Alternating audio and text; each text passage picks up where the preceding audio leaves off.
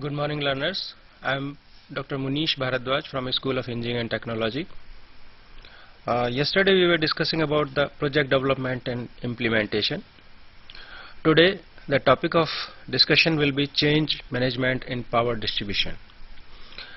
And with me I have Mr. Professor B.K. Dhoop. He is head HR in an MNC. He has vast and very rich experience in this field, and I hope you all will be benefited listening to him. Along with us, we also have Dr. Srilatha, reader in Human Resource Management. She is from a School of Management of IGNOU. She is also having a very rich experience in this human resources and the topic of today's presentation. In this topic, of course this topic belongs to your course BEE 003, which is Management of Power Distribution, and in this particular block, which is named as Change Management in Power Distribution, we have 4 units. First is Change Management Concept and Processes, second is People Change Management, third is Change Requirements, and fourth is Emerging Developments. So today's discussion will be focused on all these aspects. Now I would like to request Mr. Professor Dhoop to please proceed his presentation. Thank you very much, Dr. Munish Bharadwaj and Dr. Srilatha. Good morning to all viewers. It's my privilege to be addressing such a elite gathering. Now, what is change and what is management of change or change management? All of you are aware that even in personal lives, our personal lives, change is an ever-present thing, and we have to manage change in our personal lives also. We can define it as coping processes of moving from an unsatisfactory present state to a desired state. This is a theoretical definition, but if I translate this into a practical situation, then we can say that in our personal lives also, we are always impacted or affected by lot of changes taking place in our lives. Similarly, any organization is a living mechanism, and it is a dynamic entity, and therefore any organization is also impacted by change which is taking place all around the organization. Now, any organization is an integral part of a global environment, as all of you are aware, and change is taking place in so many ways. Before I go further, I would like to make you understand that what is the process of change. Change is nothing but from any given situation. If we want to change, then first of all we have to unfreeze. We are frozen in a particular stance or in a particular stage. Then we want to, if we want to change, then we have to unfreeze. That means we have to unfreeze ourselves. That means whatever is status quo, we have to move from that status quo and get into a different mode. So any mode that the organization is there presently, it has to unfreeze itself. That means it has to move away from the status quo, and whatever change is to be made to improve things, as we have just now seen the definition, that when we move from an unsatisfactory situation to a satisfactory one, so that is the process of change. Why that process of change is required, that we'll discuss a little later. But what I am trying to tell you is, in any given situation, when we want to change or we want the organization to change, then first of all there has to be an unfreezing in from the present mode or from the present status quo, and whatever changes are to be made, those changes are made, and then we can again make the organization or the particular unit or the particular department or the entire organization can be again refrozen in the improved status. So this is the three level, scientist Levin has given this three-step process. So any change mechanism can be explained through this three-stage process. Now, first of all, what is the change? When we address any organization, then we have to understand that what kind of change is anticipated, why that particular change is needed, whether the change is in one mode or change is anticipated in so many modes. Now, before understanding the change, I would like to explain to you what is the change process itself. Change can be perceived as a positive or negative process. Let's explain it in a personal life. Getting a job after graduation from college, or when a student is studying, he is moving from one class to another, and then he graduates. So at each stage there is a change process taking place, and he is confronting that change, and he is modifying himself to address that change. Another status could be getting married. When a person has already got a job, he is working, after completing his graduation or any professional course, he is getting married, then there is a big change occurring in his life. Similarly, another stage could be having a child. Another the next stage could be child leaving for college, and so many other things could be there. Similarly, in organization, we could have changes in so many ways. The change could be addressed because of change in strategy. It could be because of change in technology. It could be change because of any change in the structure of the organization. It could be a change, big change, because of people coming, new people coming in and people exiting also. So all these issues, when they take place in any organization, the organization is changing, is impacted by this change, and this change is occurring day in, day out. Now, if we try to understand more in detail, there are basically four premises of change. Now, what happens whenever there is a change taking place in any organization, people are impacted first. The change as I explained, could be due to the strategy. Say, for example, in your case, let's say that currently the production is at certain level. Now the management suddenly decides that the production has to increase, and suddenly the people, there may not be any change in the number of people working or handling the processes. Now because of that sudden change, people could be disturbed. They could anticipate lot of things, that why this change is taking place, why not some more people are being added. If a new technology has been brought in, because of that new technology the change is there, then people have to be trained, people have to undergo new training, people have to move from one place to another, maybe transferred from one unit to another. So the change could be in so many ways. So whenever there is a change, the change trigger is often beyond the control of the people who experience it. You would agree with me that suppose management decides to make a change, there is a change because of the strategy adopted, a new strategy, but the people are not really knowing, and it is beyond the control of the people to make any changes, because make any adjustment themselves. They will be impacted first, and then any changes will take place in there. So in their actions, in their behaviors, communication patterns and other things. this change, whatever change takes place, they will be impacted, and as a result of that, their behaviors may undergo change.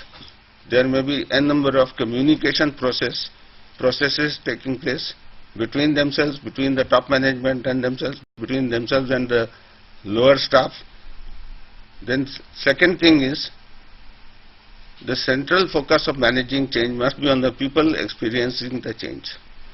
Whenever the change is taking place, as I said, the people working for the organization are impacted first.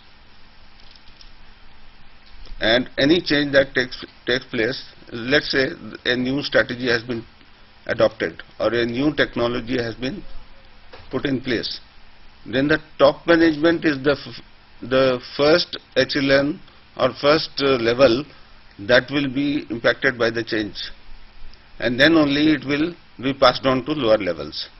Say for example, the top man decides to make a change in the organization, so the top man is going to be impacted first. So in any case, when the change takes place in the organization, people are the ones who get impacted maximum. Another thing that we must know about change, and we already have experience about it, change will always be there. It may be in our department, it may be throughout the organization, it may be in some form or the other, but change is always present, omnipresent, and change will always be there. And so we have to understand that change will not stop, it will only go faster. The change may increase with the pace of technological development, in the face of globalization, in the face of newer strategies being adopted, in the face of higher competition between organizations. The change is only going to grow faster. The change is always going to bring some problems with it. That is the second aspect that has to be kept in mind. That whatever change happens, ultimately it may be good for the organization, it may be good for the people. But when the change process is being gone through, or when the change is being adopted, at that time, when the change is taking place, then people are going to go through number of problems, teething problems through the change process, and therefore people have to be geared up to handle change. And it is to be understood that whenever there is a change taking place in the organization, each of us who are working for the organization are being affected by it, and we have to ensure that we are a part of it, and we have to go through that.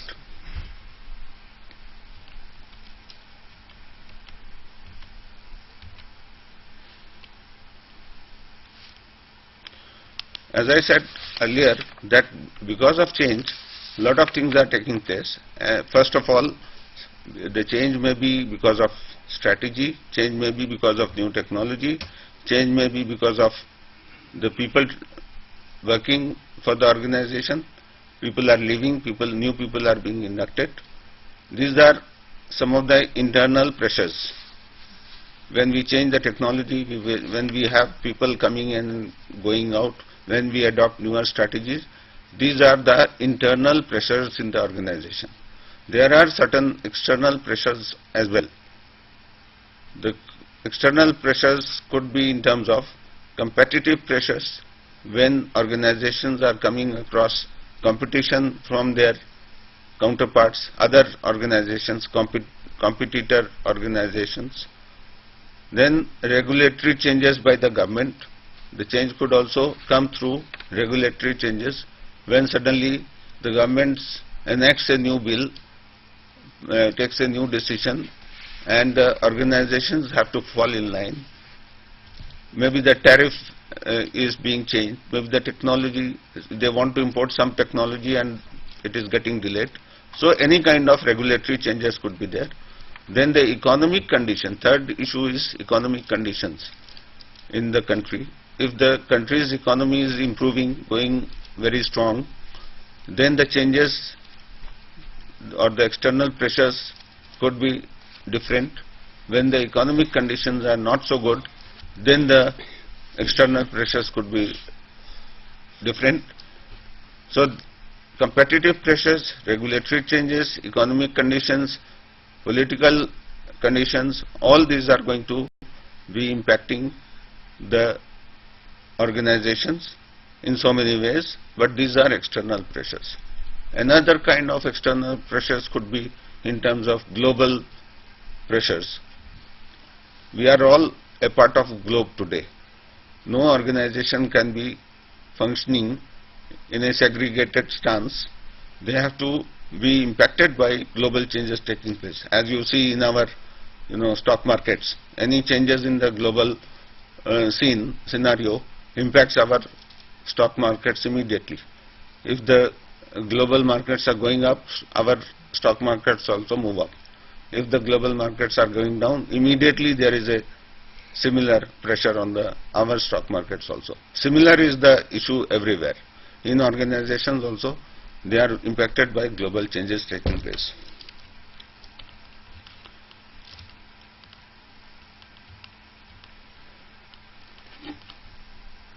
Now, when we are talking about people issues in the organization, as you are all aware, that people are the most dynamic assets we have got, and any organization can function more effectively if the people are good. If people are functioning and performing well, then the organization also grows and ends up achieving its targets. And if the people are not functioning properly, if the performance is not good, whatever the reason might be, then the organizations also are impacted adversely. So when we are talking of any kind of change in the organization, and we have already understood that people are important dimension or important component of the entire process of change, then how, if the changes are taking place in the organization, then how people are responding to that change. That is very important for the people who manage the change in the organization to know. Now, each person is a different kind of individual, and he will anticipate or he will react to the change in a different manner.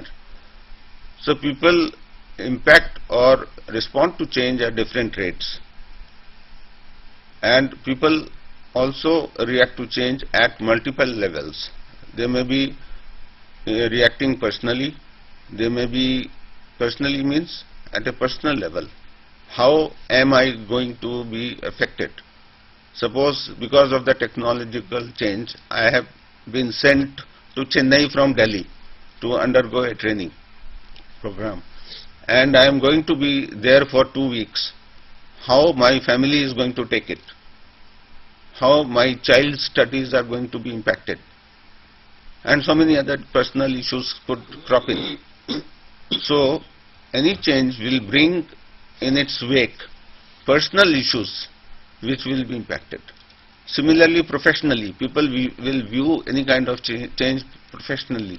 How am I going to be affected by this change? Suppose my colleague has been sent for training, higher training, because of new technology, and I have not been sent for that training. I will immediately start thinking, how am I going to be affected professionally? Is my promotional chances, are my promotional chances going to be affected adversely? Will I be transferred from one unit to another? And so many other issues will crop in. Similarly, because of this change process, social impact is also there. Because if I move from here to Chennai, I am transferred from here to Chennai, my entire social connections will be changed. Similarly, I will be impacted organizationally also. If my organization does better, if my organization is performing very well, then my status in the organization also goes up. My profile also improves. People are also impacted by any kind of change by visualizing it as a change, as an opportunity, and thereby gaining from that opportunity. So all these issues are coming up. Now what kind of categories of change are there? As already I have mentioned earlier, the change could be first in terms of strategic changes. That means suppose a car manufacturing company is making 3 different models of cars, and suddenly they strategically decide to bring in a new model of car. So you can imagine there will be so many changes taking place. A new model means a new technology, a new model means a new workshop, a new model of car means new people to be trained on that technology, maybe new people to be added, some people to be transferred from the existing units to the new unit. Some people may move geographically from one unit to another, like from Delhi to Mumbai or Delhi to Bangalore, if the new factory is coming up there. So that is one change, big change, because of the strategic decision taking place by the organization. The second is structure. When we have changes in the organization structure, then we have got lot of changes taking place in terms of authority relationship, coordination mechanisms, job design and redesign, span of control. What we mean by span of control is one person is supervising the job of maybe 4 people. So the span of control of that individual is 4. If the same individual is supervising the job of maybe 10 persons, then the span of control becomes 10. So depending on the new technology, the impact on the structure of the organization will also undergo change. And because of these structural changes, the reporting relationship, that is the authority relationships, the coordination between one unit to another, coordination in the department between supervisor and maybe the persons reporting to him, then newer jobs will come in, and the job certain jobs might have to undergo redesign, and spans of control will change. So many changes will take place because of the structure itself. Similarly, when we talk of technology, if there is a new technology coming in, or if we are bringing in some technology changes in the existing technology, in both the cases, the newer work processes will be coming in, newer work methods will be coming in, newer equipment will be coming in. Because of the technology changes, people will have to be trained. The impact will not only be on the organization but on the people also. Similarly, that because of newer technology, structure will also undergo change. So all these issues will impact each other and the organization and the people, everything. So technology will have impact on structure, strategy and people. People will have impact on the technology, structure and strategy. Similarly, structure will have impact on strategy, technology and people. So this is the kind of impact that is going to be there on the organization as a whole due to change. Now people, what kind of changes are going to be taking place in people? People attitudes are normally changing. I remember when in my company where I was working earlier, Engineers India Limited, we were into maybe concept to commissioning of refinery, petrochemical plants and all that.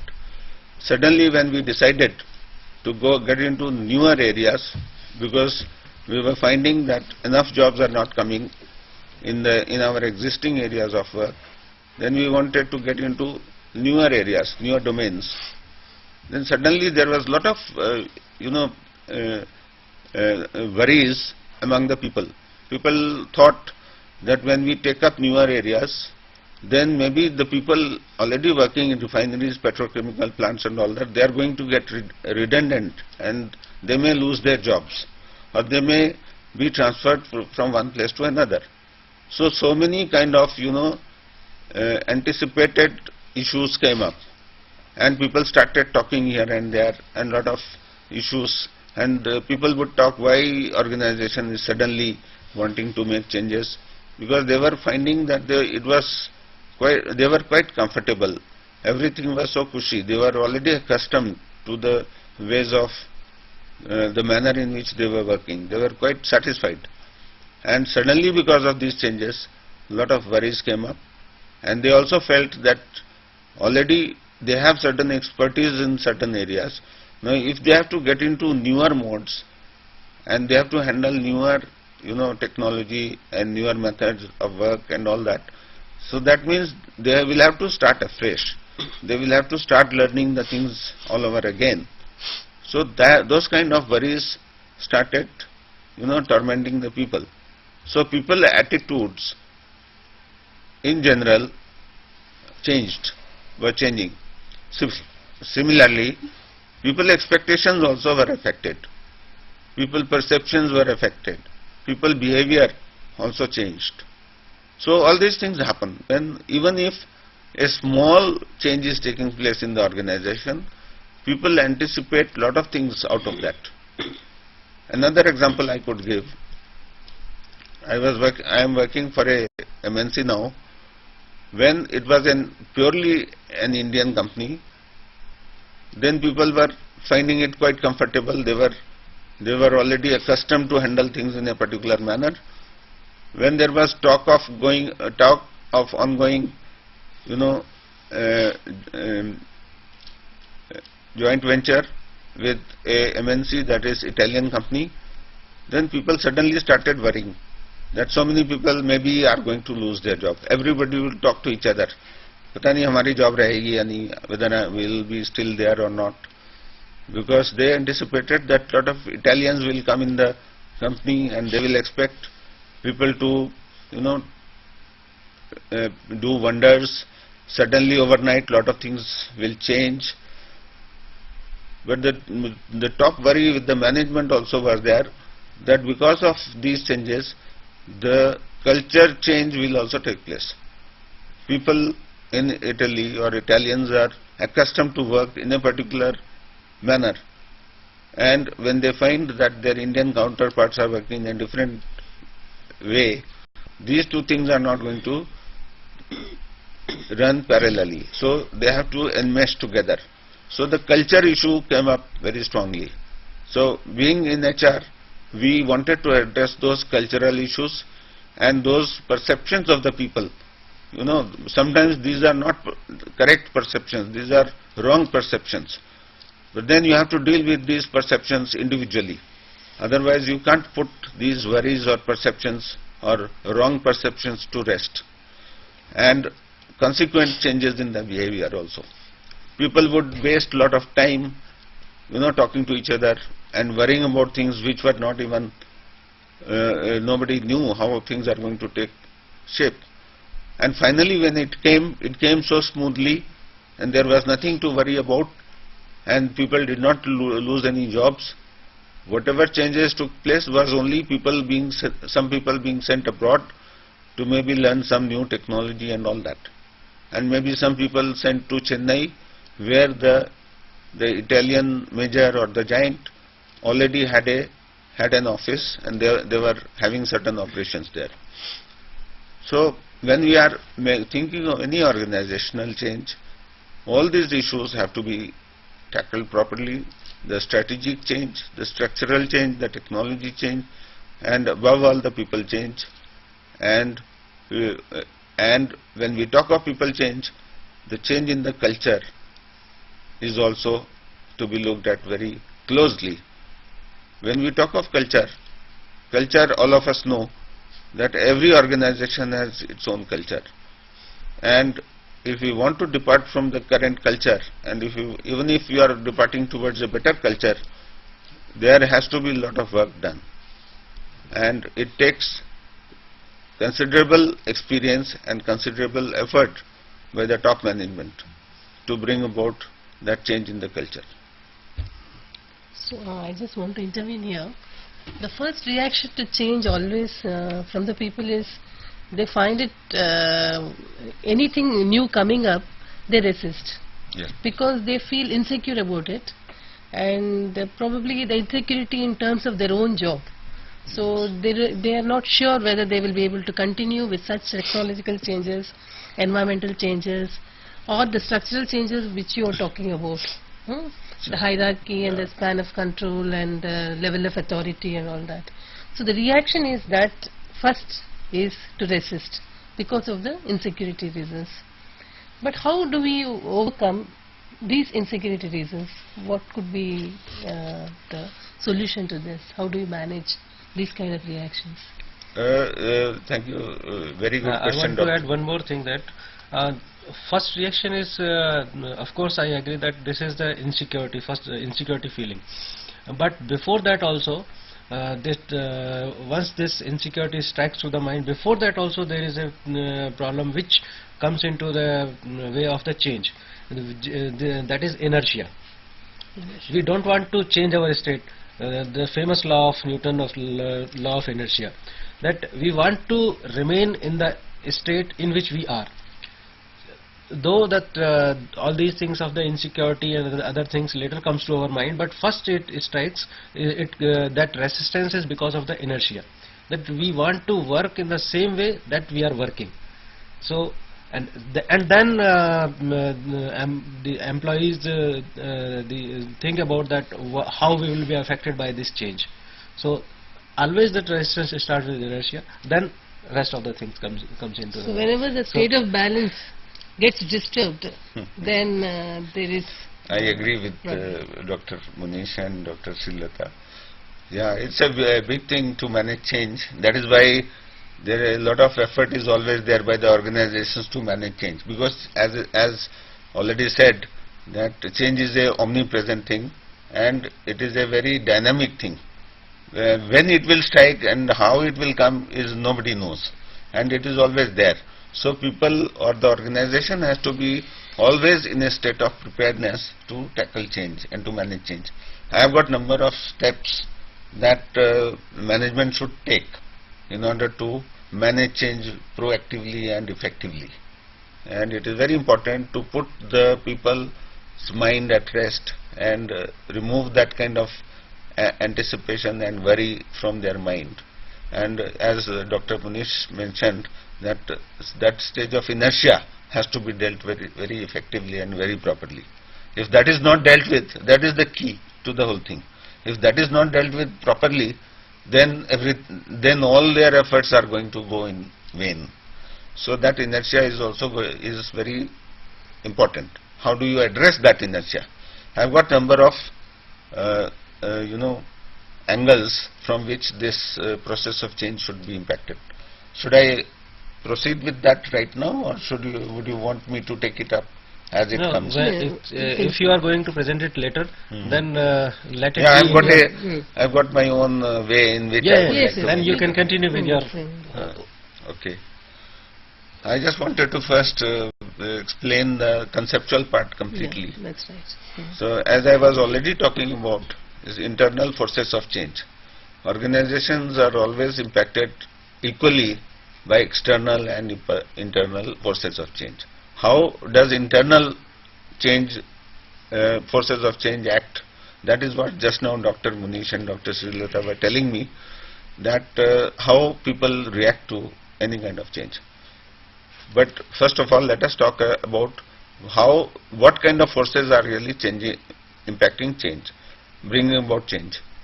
Corporate strategy, as already mentioned, that because of strategy, a lot of changes could take place, and the top management has to be very careful, and they should educate the people at large that they are going to adopt a new strategy or start working on a new strategy. So the corporate strategy, the responsibility lies on the top level of management, how they educate their individual people in their departments. Let's say director, we have got the board of directors. We have different directors like director operations, director projects, director finance, director HR, director marketing, director, and so many others. Whatever the structure of an organization might be there. So it is for each director level person to educate the next persons in the next in command, and likewise they should go on talking to the lower levels, and the entire organization, people at the top level should share information about the corporate strategies being worked out and being adopted and any changes taking place therein. The entire organization should be aware of that. And apart from not only the changes that are anticipated or being considered, but the impact of those changes, whether the changes are for good, and why and how these changes are going to be made, and how the people at large are going to be impacted by these changes. The second important aspect is the workforce. If the people at large don't accept change, and as Dr. Srilata and Dr. Munish mentioned just now, if they get into a stage of inertia, they don't want to adopt change, they don't see eye to eye with the change, they don't see proactively and positively towards change, the entire workforce then goes into a frame of inertia, and they start resisting the change, the process of change, and they would not accept readily and proactively, and therefore they impede the process of change. The top management has some other design, whereas the workforce have got entirely different design, and both these designs clash with each other, and they impede the process of change. So therefore it is, as I said, the entire workforce must be kept in the picture completely by the top management. They should readily share everything. There are so many mechanisms, there are different communication channels in the organization available to the top management. Then there are officers association, there are unions. So people, the representatives of officers association and union should be, made to sit with the directors on the same table, and the directors should make it a point to share everything with them, and they should be told to help the process. And because these people are opinion leaders, so they can certainly help the process. They can educate the people at lower levels, they can share the information, they can tell them what are the benefits that the organization is going to benefit from these changes, and the people how they are going to benefit from these changes. So that when the workforce is also kept in the picture and they proactively help the process of change, then the change goes through effectively, silently, without any disturbance, without any hiccups. Otherwise, the whole process of change is impeded. Then technology and equipment. We are, as I said, any organization is a part of global environment, and if the competitors are going ahead and getting the new technology and new equipment, then if the organization doesn't follow suit or doesn't proactively do the same thing, maybe before anybody else, before the competitors do, till that time the organization cannot really grow and cannot outwit the competitors. So technology and equipment is the third aspect, that any new technology that is required should be imported, should be put in place, newer equipment should be brought in, and in this process also the support and help of all the workforce and people across board the organization is very much required. And lastly, as already I mentioned, employee attitudes. Employee attitudes can be made positive, converted into positive attitudes. If you share, if you tell the benefits they are going to reap from the changes, then everybody is going to take it, accept it readily. I will give you an example here. I was way back in 1989. At that time I was working with Steel Authority of India Limited at headquarters in New Delhi. suddenly management decided that 22 mines which were captive to the steel plants. Each steel plant was having 4, 5, 6 mines. All these mines, coal mines, dolomite mines, limestone mines, iron ore mines, and likewise, so many mines were captive to each steel plant. So now all these mines were at remote locations, and same set of people working for the steel plants were also managing at least the administrative aspects and other important aspects centrally from the mines, from the steel plants itself. And since the mines were far away from the steel plants, at times close supervision was not being made, and people who were placed in the mines, whatever they were doing, they were just sending back some information, and that information was taken as the right information. And at times there was a lot of gap between this information and actual things what were taking place in the mines, and people didn't have enough time or inclination or intention to go all the way to the mines. So they were just taking it easy. So because of that, the performance of mines was declining, and though management was spending a lot of money on mines and effective performance, and end results were not getting as desired. So because of that, the management finally decided that all these captive mines should be brought under the umbrella of one particular unit, a different organization altogether, so that this organization will be solely responsible for the performance of these mines, and these mines will have no control.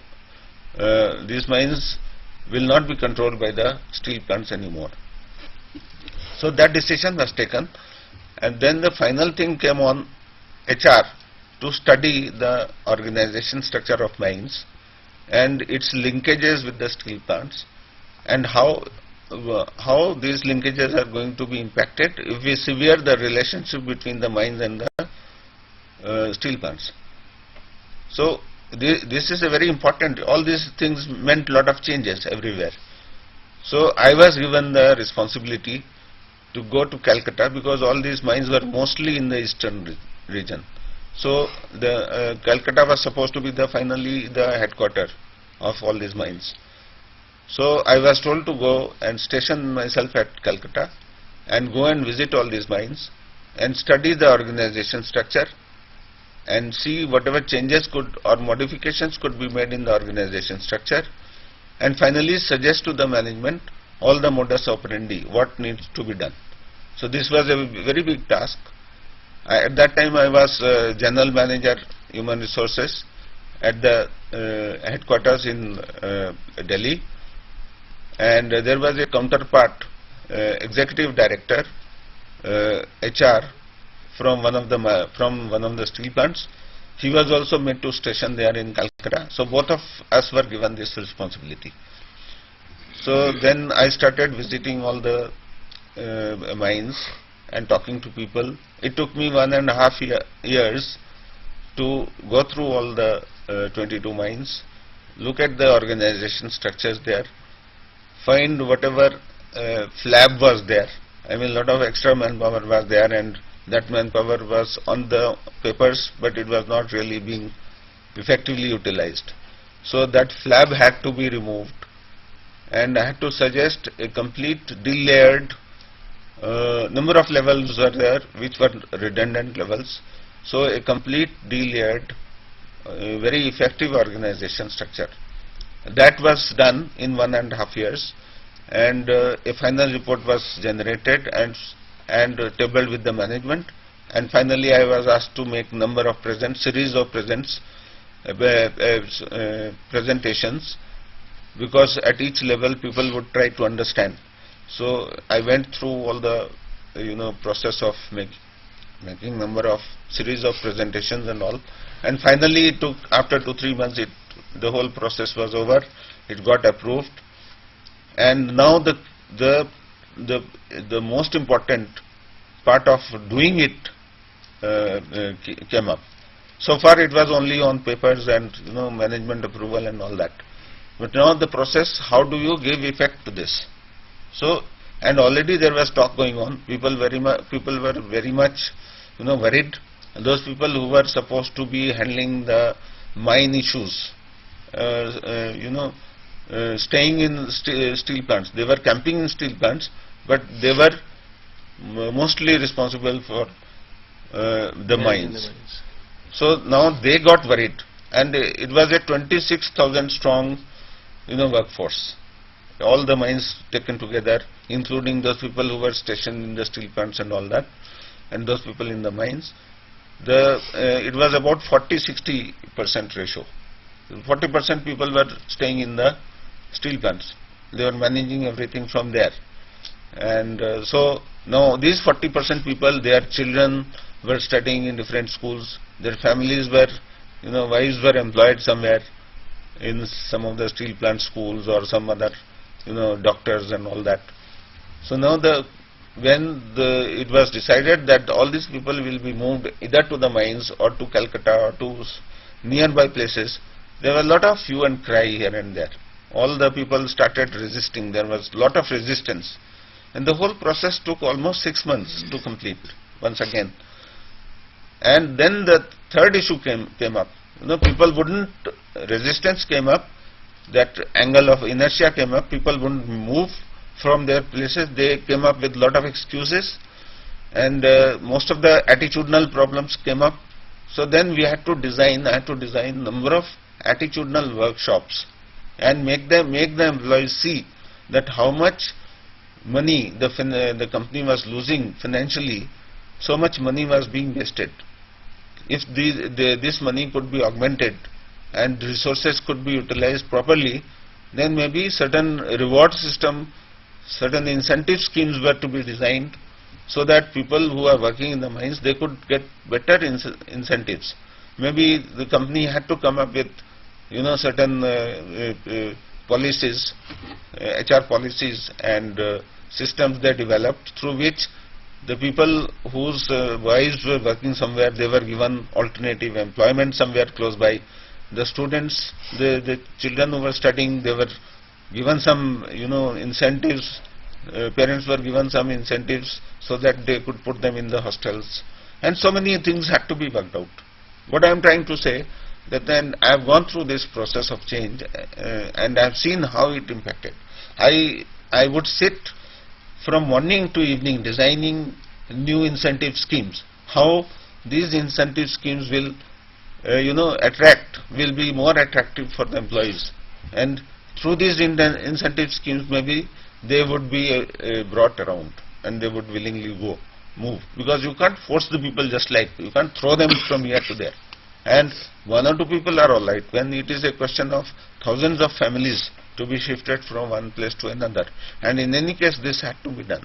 So I remember that we had to handle more than 50 attitudinal workshops, and there was so much of argument and discussion and counter arguments, and they wouldn't listen, and they would shout, and so much will happen. And finally through their opinion leaders, through individual coaxing, through individual consoling, making them understand, and so many things had to be done. So the entire, whatever we read in theory, the more than that we had to go through. We had to hold a series of meetings with the top management. Sometimes the top management of the mines, then next level top management in Calcutta, then third level meeting in Delhi, and all those things had to be done. And it was a marathon exercise, and it took us more than 2 years or 2.5 years to complete the exercise. And finally a new organization came up under the name Raw Materials Division, and even at that it was not complete. The department or the new organization started functioning from Calcutta, but there were a lot of teething problems. Occasionally a lot of training programs had to be organized, a lot of meetings had to be organized. Sometimes the incentive schemes had to be changed because they were not satisfied with those, and a lot of other issues, associated problems were there. but finally we could do it. And then I was stationed in Delhi. I was moved from head office to the raw material division office in New Delhi. I had to create a new office. We had to hire about 50 people there, start a new office at New Delhi. The main head office was at Calcutta, but a regional office kind of thing was started in New Delhi, and then only the whole thing could be monitored from both the places, because a lot of issues came up and we had to sort it out with the ministries and all that. So what I am trying to say, any kind of change process is not simple. It is time taking. A lot of effort has to be taken place at each level. Employees have to be trained. They have to be told about things. They have to, a lot of information has to be shared. They have to you have to put your hand at their back and give a lot of support, morally, mentally, physically, and every kind of support is required. So having said that, now another set of pressures for change could be there internally as well, like growth pressures, when the organization wants to grow and a lot of new changes have to take place. So growth pressures could be again internal pressures, internal triggers for change. Integration and collaboration pressures, maybe two units are being integrated, or collaboration with another agency could be there in question. Identity pressures could be there. A lot of people are holding important positions of power. When they are moved from one place to another, their power centers are disturbed, and because of that identity, till yesterday they were known, and when they are moved from one place to another, their identity is at stake. So those pressures are also there. Then new broom pressures, new power centers are being generated because of that. Pressures could.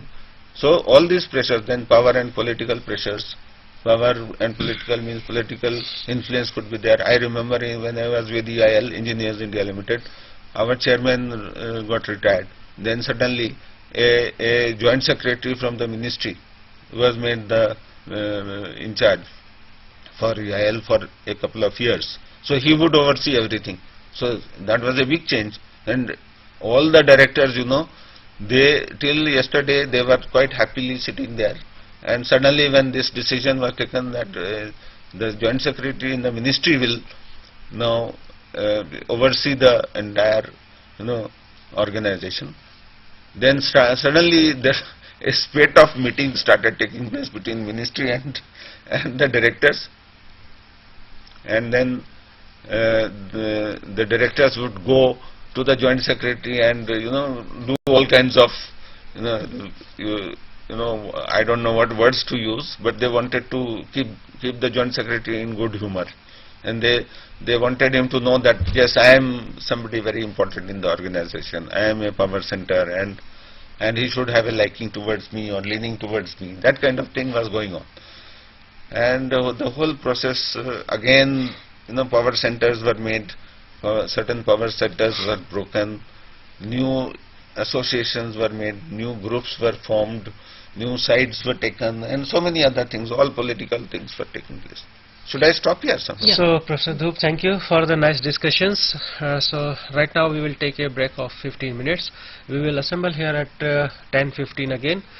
Before going on the break, I would like to request the regional centers as well as our other video conferencing centers to please give us feedback regarding the attendance, as I am requesting again and again, but I am not getting that feedback from the regional center as well as from the other video conferencing centers. So please send it. It is very important because as you know, in this particular program the contact is through video conferencing sessions only, and we want to have the feedback of the learners, that how they are taking it and what is the response or the their reactions of the learners. We want to know about that. So please send us the feedback regarding the attendance of the learners. And I would like to request to the learners also that if they have a query in their mind regarding the presentations, at any time, at any point of time, they can ask questions. Need not to wait for that end of the session to ask the questions. At any time you can ask your question whenever any query comes to your mind. So we will meet at 10:15. Thank you.